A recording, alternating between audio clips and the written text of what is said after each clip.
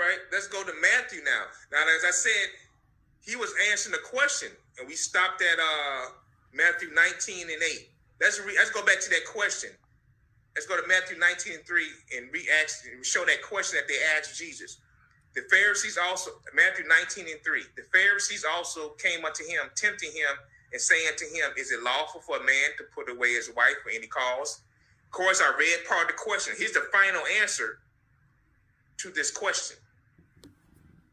Verse 19. And in verse 19, he is not talking about a spouse, wife, or a fiance. Some guy tried to pull that on me too. You know, it didn't work. He is talking about a husband and wife that are divorced. That are married. That are already legally committed. Yeah, so he says, let's start off with 8 and read into 9. He says, verse 8, he said unto them, Moses, because the hardness of your hearts suffer you to put away your wives, divorce. But from the beginning, it was not so. Now he finished, here's the answer, the final part of the answer. And I say unto you, whosoever put away his wife, let's divorce his wife, except for fornication, no longer for any cause. He's letting you know you can divorce your wife for fornication, not for any cause, or your husband for fornication, and shall marry another, commit adultery.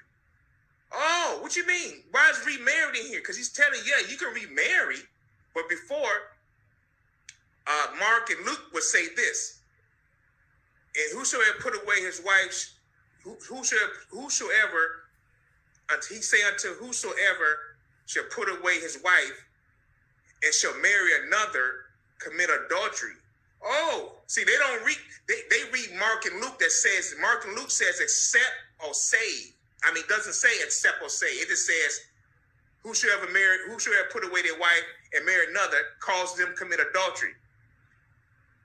And whosoever marry her is put away, who is put away, does commit adultery. So what he's saying is,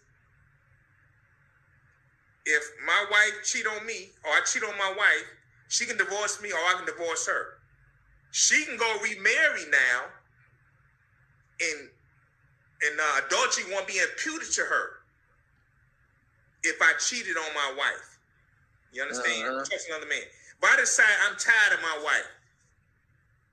I'm thinking about marrying somebody. I just want to get divorced. I don't want to bother you no more. And if she go remarry, it causes her, the person remarry her, causes her commit adultery. They don't want to bring this in here. Gino Jennings don't explain this. You understand? They tried all kind of stuff. Well, it's talking about his spouse wife. No, it's not talking about his spouse wife here. And Gino explained this as, he never explained this to his congregation. He said, well, it's another type of woman, another type of wife. I'm like, what? I wait for him to answer. What's your answer for this, Gino? Verse 19. He said, it's just another type of woman, a wife. That was it. He doesn't explain it.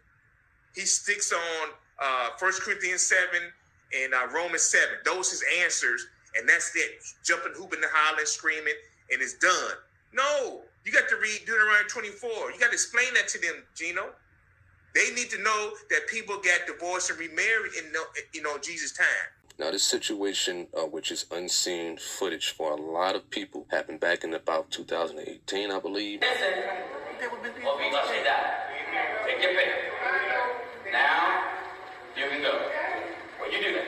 Say you got so much God in you and don't have good common sense. Thank you, Pastor. Now, this troll here is Jansen Williams from Chicago, Illinois, who came in at a service in Monroe, Louisiana, where Pastor Gino was preaching at, and not respectful, also wanted a debate with Gino Jennings.